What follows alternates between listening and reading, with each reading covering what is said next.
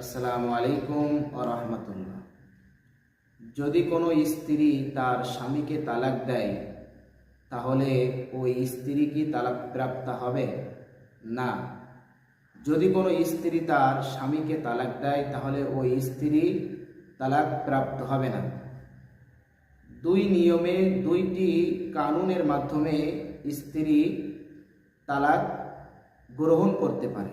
এক নাম্বার, আমাদের বাংলাদেশের আইনে আমাদের কাবিননামায় যে 18 নম্বর কলম আছে, যদি ওখানে স্বামী তার স্ত্রীকে নিজের উপর তালাক গ্রহণের অনুমতি দিয়ে থাকে, এ শর্তে যে স্বামী যদি স্ত্রীর খোরপোষ সার্বিক দায়িত্ব পালন না করে, তাহলে স্ত্রী নিজের উপর তালাক গ্রহণ করতে পারবে।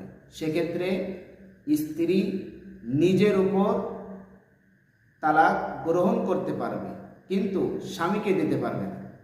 দুই নম্বর হলো, ওই স্ত্রী তালাকে তফবিজ নিজের উপর গ্রহণ করতে পারবে, কিন্তু কোনো অবস্থাতেই কোনো স্ত্রী তার স্বামীকে তালাক দিতে পারবে না। যদি কোনো স্ত্রী তার স্বামীকে তালাক দেয়, কিয়ামত পর্যন্ত ওই স্ত্রী তালাক প্রাপ্ত হবে না। আশা করা যায় ভিডিওটি